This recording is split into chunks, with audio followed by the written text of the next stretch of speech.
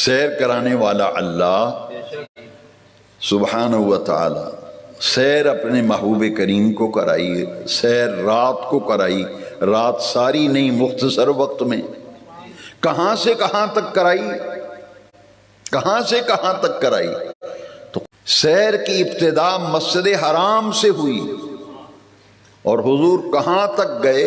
مسجد اقصیٰ، مسجد اقصیٰ تشریف لے گئے۔ ایک مسجد سے حضور دوسری مسجد گئے، اسرا بعبدہ لیلا من المسجد الحرام الى المسجد الاقصیٰ، اور اس مسجد اقصیٰ کا پھر اللہ کریم نے تعارف کرایا۔ یہ مسجد اقصیٰ وہ ہے الذی بارکنا حولہ، بارکنا کا معنی ہے ہم نے، الذی مسجد اقصیٰ کی طرف اشارہ ہے۔ یہ مسجد اقصیٰ وہ ہے ہم نے بڑی برکتیں رکھی۔ بارکنا کا معنی ہے ہم نے بڑی برکتیں رکھی۔ کہاں برکتیں رکھی؟ فرمایا حولہ، حولہ مسجد اقصیٰ کے ارد گرد۔ ارد گرد ہے کیا؟ ہزاروں انبیاء کرام کے مزارات ہیں، ہزاروں انبیاء کے مزارات بھی ہیں اور انبیاء کرام کے گھر بھی ہیں۔ وہ حجرے، وہ جگہیں، وہ مقام جہاں انبیاء قیام کرتے رہے، تو جہاں انبیاء رہتے رہے وہ مقام بھی برکت والا، اور جہاں انبیاء کی قبریں ہیں وہ قبریں بھی برکت والی جگہ۔ کرائی سیر، سیر معراج کیوں کرائی؟ فرمایا لنریہ، تاکہ دکھائیں ہم اپنے محبوب کو۔ وہ کی ضمیر جو ہے نا بعبدہ کی طرف راجع ہے گرامر میں۔ اب معنی یہ بنا سیر اس لیے کرائی ہے کہ جس کو سیر کرائی جا رہی ہے اس کو ہم اپنے کارخانہ قدرت کا مشاہدہ کرائیں۔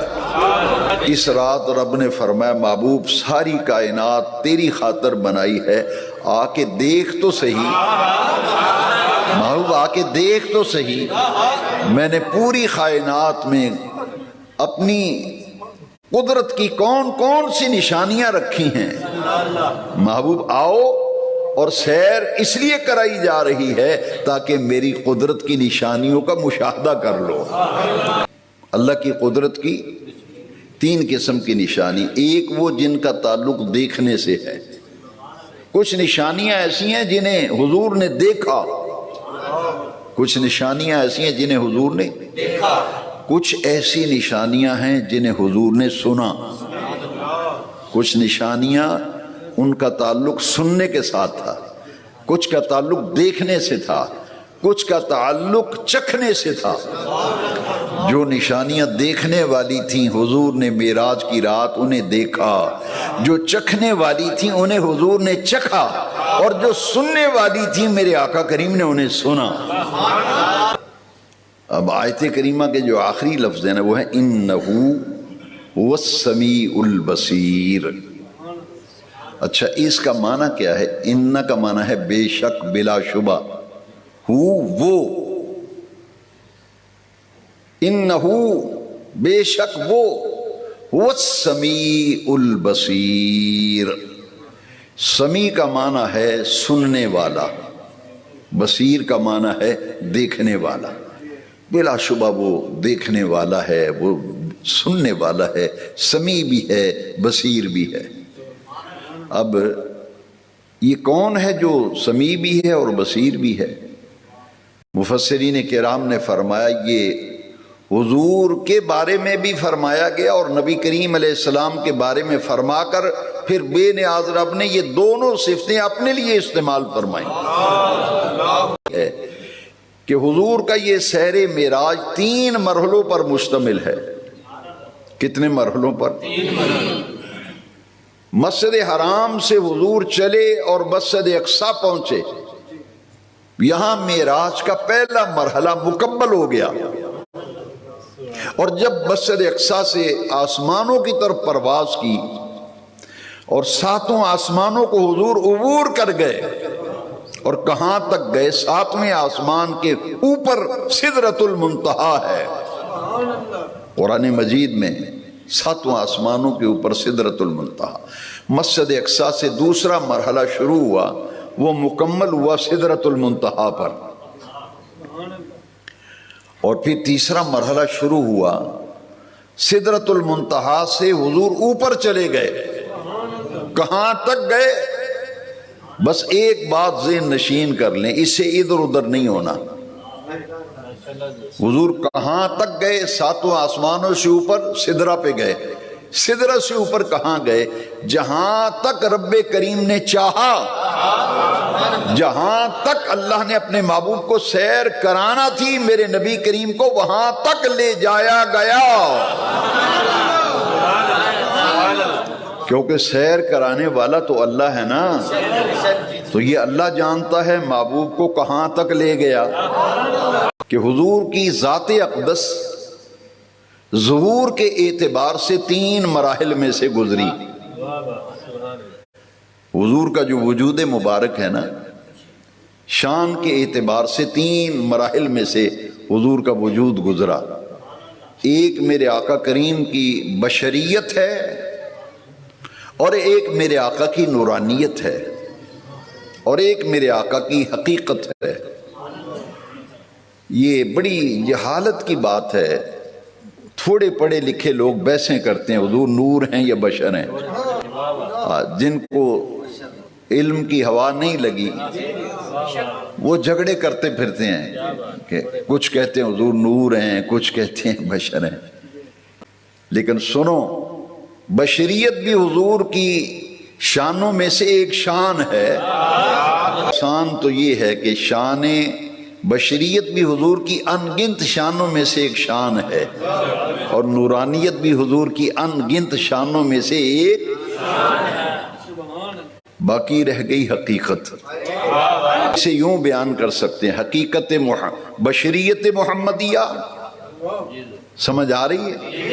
بشریت محمدیہ، نورانیت محمدیہ، اور تیسری ہے حقیقت محمدیہ۔ تیسری ہے حقیقت محمدیہ۔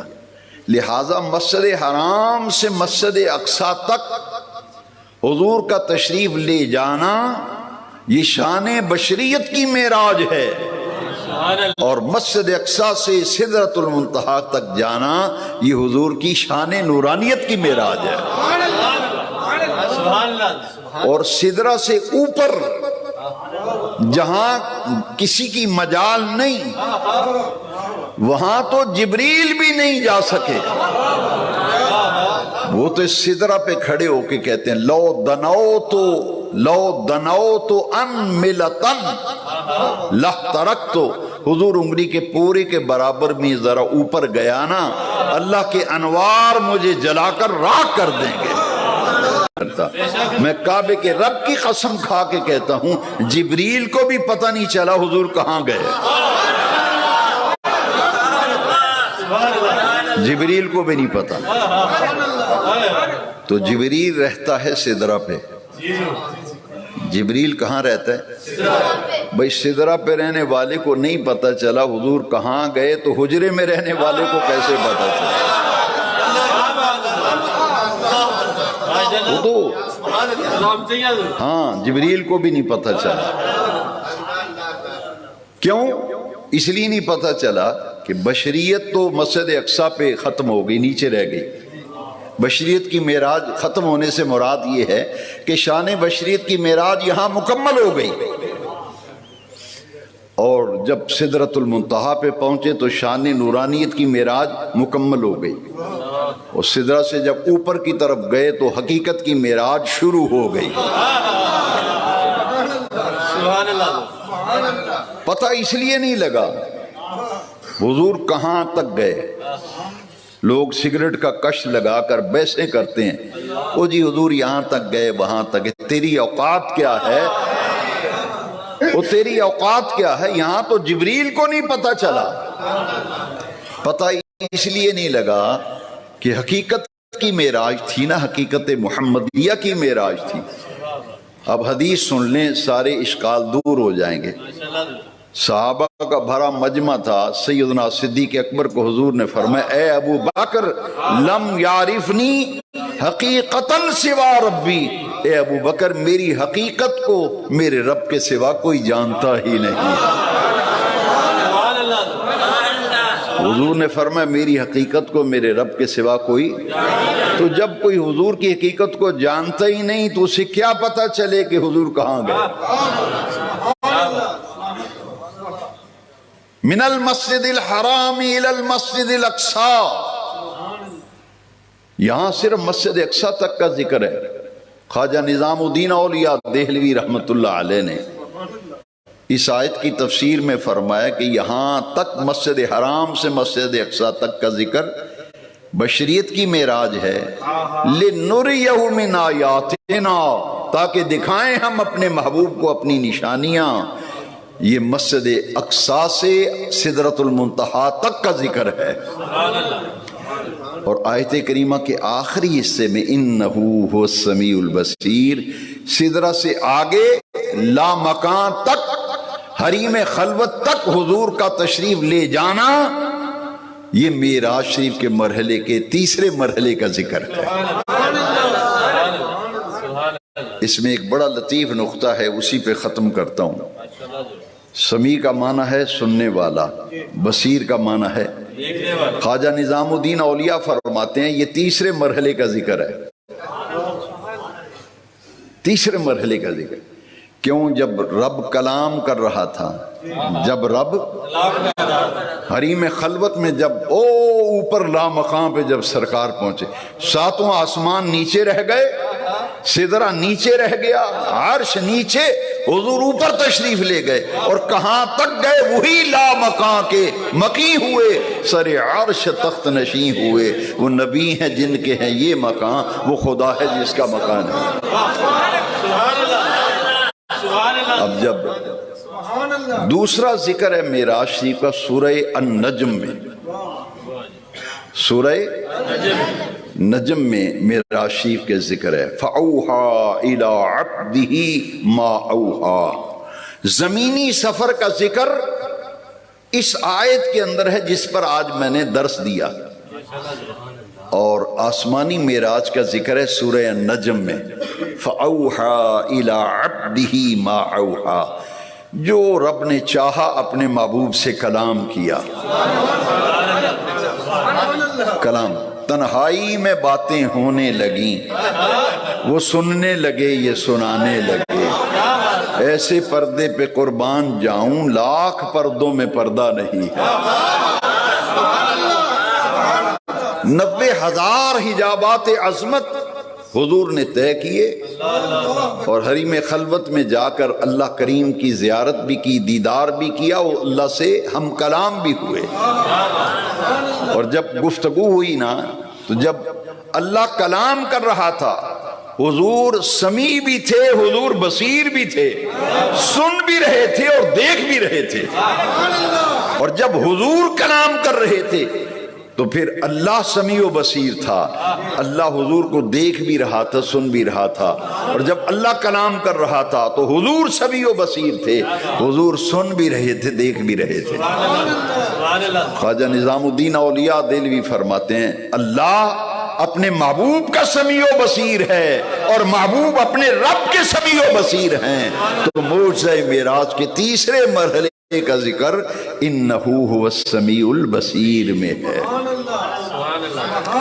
یہ ہے معجزہ معراج۔ یہ رجب شریف کی 27ویں رات کو یہ حیرت انگیز معجزہ پیش آیا۔ اب اس پہ آخری بات یہ ہے کہ حضور کیسے گئے جی؟ جو لوگ اعتراض کرتے ہیں، اللہ کریم نے سارا اعتراض ختم کر دیا۔ بھئی اعتراض تو تب تھا نا کہ جب دعویٰ حضور کرتے، جب دعویٰ، اس آیت کو بار بار پڑھو، بار بار پڑھو، حضور نے دعویٰ نہیں کیا، دعویٰ تو بے نیاز رب کر رہا ہے۔ لہذا کروڑ اعتراض بھی اگر معراج شریف پہ وارد کیا جانا ممکن ہوتا، تو بے نیاز رب نے سبحان الذی کا لفظ استعمال کر کے کروڑوں اعتراضات کا جواب دے دیا۔ فرمایا سیر کرانے والا میں، اللہ فرماتا ہے میں سیر کرانے والا، لہٰذا اگر تم معراج پہ حضور کے جانے پہ اعتراض کرو گے تو وہ حضور پہ اعتراض نہیں، وہ بے نیاز رب فرماتا ہے وہ تو میری ذات پر اعتراض کر رہے ہو، کیونکہ میں لے گیا ہوں، میں تو قادر مطلق ہوں، میری ذات ہر نقص ہر خامی سے پاک ہے، رب ہو کر اپنے محبوب کو آسمانوں پر نہ لے جا سکے تو یہ عیب ہے۔ تو بے نیاز رب نے فرمایا میں تو ہر عیب سے پاک ہوں، لے جانے والا میں ہوں، محبوب نے جانے کا دعویٰ نہیں کیا، رب فرماتا ہے دعویٰ تو میں کر رہا ہوں، میں راتوں رات اپنے محبوب کو لے گیا ہوں۔